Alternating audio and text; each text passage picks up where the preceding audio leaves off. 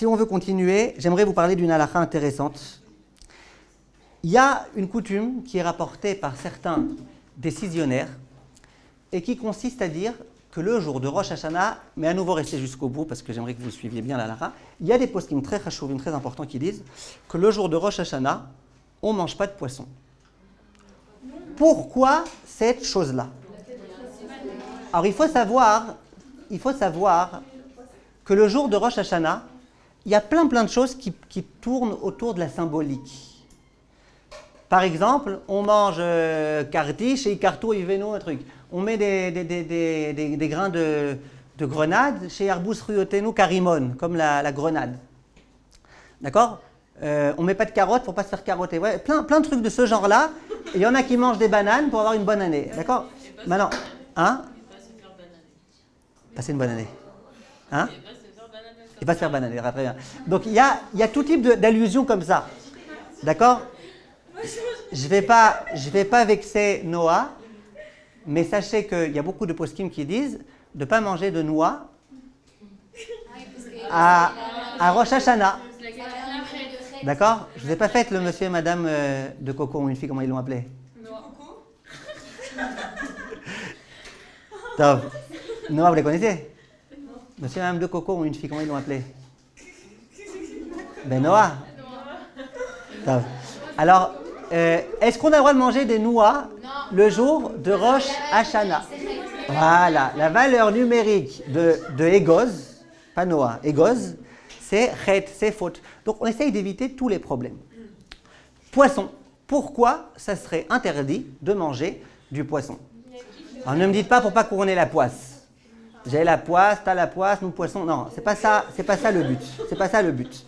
Pourquoi on ne mange pas de poisson? Une seconde. D'abord, je suis en train de défendre l'opinion de ceux qui disent qu'on ne mange pas. Pourquoi on ne mange pas? Aurélie, pourquoi on ne mange pas?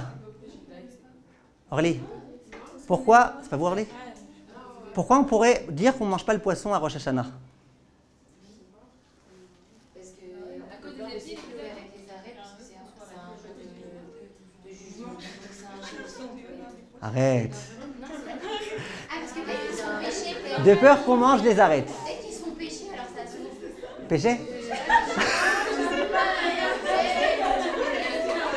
Elle est très bonne, ça, très bonne. Comme il ne faut pas pécher le jour de Rosh Hashanah. D'accord, oui. On s'approche de ça. Hein? De quoi? Ouais, vous avez raison. Moi, je vous demande pourquoi il y en a qui ne mangent pas de poisson. Alors écoutez bien, il y a un grand possé qui s'appelle le Rashbat. Il dit la chose suivante.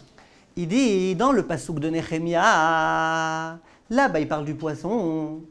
Et il y a écrit, comment il y a écrit là-bas dag? Si je vous demande à vous comment vous écrivez dag? Regardez, vous faites un mot croisé Déborah.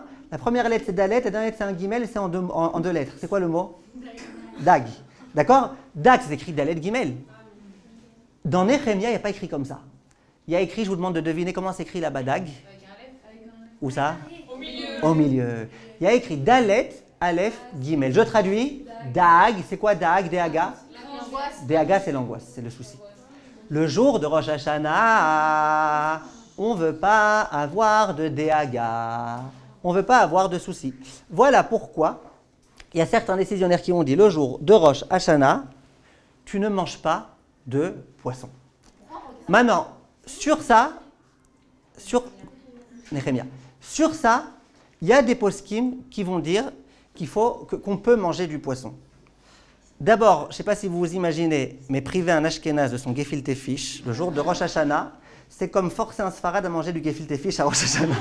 D'accord? Donc, impossible. Un Tunisien, tu le prives de poisson, laisse tomber. Donc, premièrement, d'accord? Les Américains, eux, ils s'en fichent. D'accord? Maintenant, ouais, ils s'en fichent. Maintenant, c'est quoi l'argument? C'est quoi l'argument majeur? Ok, c'est pas Dina, les cours aussi excités. C'est quoi, Dina, c'est quoi l'argument que vous allez apporter maintenant aux poskim qui disent qu'il y a écrit dag avec un aleph? Et vous dites non, on va manger du poisson. C'est quoi l'argument fort que vous pouvez apporter? Ouais, ok, à la tête, vous avez raison, mais à part ça. Oh, il a fait meod, Baruch Hashem, Chazak. Léa, elle a dit comme ça. Léa, elle dit, dans toute la Torah Kula, dans tout le canon biblique, on appelle ça, dans tout le canon biblique, tous les poissons, ils sont écrits Dag. Dalet Gimel. Néhémia, il a été pêcher un poisson qui est Dalet Aleph Gimel. D'accord? Il dit, ah, Dag, Dag, Dag. Et apporte Dag, Dag, Dag. Le poisson, c'est Dag, c'est pas Dag. Donc d'interdire le poisson, parce qu'il y a un poisson dans Néhémia qui était avec un Aleph, on ne sait même pas pourquoi, c'est bizarre. Donc premier argument, pourquoi on peut manger du poisson? Parce que ce n'est même pas une preuve d'un poisson, d'un poisson pêché là-bas par Néhémia. Deuxième argument, c'est je ne sais plus qui a dit, Talia peut-être? Qui a dit que c'est chez Nié les roches, vélo les anaves. On aime bien être à la tête et pas à la queue. Et c'est pas aussi parce que les poissons ils nagent contre le courant, donc notion de faire la même chose. Chazak, très très joli, très très joli. Ils nagent contre le courant. En dehors de ça, sauf s'ils sont morts. C'est vrai, comment on reconnaît un poisson vivant, c'est quand il va contre le courant. En dehors de ça, pourquoi on mange des poissons? Le hiratson qu'on dit quand on mange. Très bien, j'arrive à ça. Dans le truc, on dit Shenifre venir be kadagim. Vous savez, dans les hiratson qu'on dit qu'on soit nombreux, qu'on se multiplie comme les poissons. Les poissons, ils sont nombreux. Ils se multiplient beaucoup. Et il y a une très jolie raison que j'ai vue une fois dans un des Mefarshim. Il dit quelque chose de très très très très beau. Il dit, c'est quoi le propre du poisson? Je ne sais pas si vous avez déjà eu des aquariums. Moi, oui. Vous avez déjà vu un poisson? Il dort jamais. Ouais, c'est pas qu'il dort pas, parce que... Toujours les yeux ouverts. Regardez ses yeux, toujours ouverts. Quand il les ferme, tu l'applaudis, genre bravo, tu as fait un exploit. Ils ne savent pas fermer leurs yeux. Toujours les yeux ouverts, comme ça. Vous avez déjà vu un scalaire fermer les yeux? Toujours les yeux ouverts. On vient dire à Kadosh Baruch Hu, écoute à Kadosh Baruch Hu, on mange du poisson aujourd'hui. Parce qu'on aimerait que toi aussi tes yeux ne se ferment jamais, que toujours tu nous regardes et tu te préoccupes de nous et que tu t'occupes de nous et que tout aille bien. Donc ça c'est l'une des raisons. Donc halakha le maaseh, retenez premièrement que les filles elles vont pas au mikvé la veille de Rosh Hashanah et le Kippour. Deuxième chose, que le jour de Rosh Hashanah on peut manger du poisson. Si le Rav Luria il vous amène du gefilte fish ou du je sais pas quoi, il n'y a pas de problème, vous pouvez le manger, il n'y a pas de problème. Juste, je vous ai amené ça parce que faut que vous sachiez qu'il y a des opinions qui disent pas comme ça et parce que c'est intéressant. Je trouve que c'est intéressant qu'il y en ait un qui dit comme ça, l'autre qui dit comme ça. D'ailleurs, je vous disais qu'il y a toujours des marloktot, là on l'a expérimenté.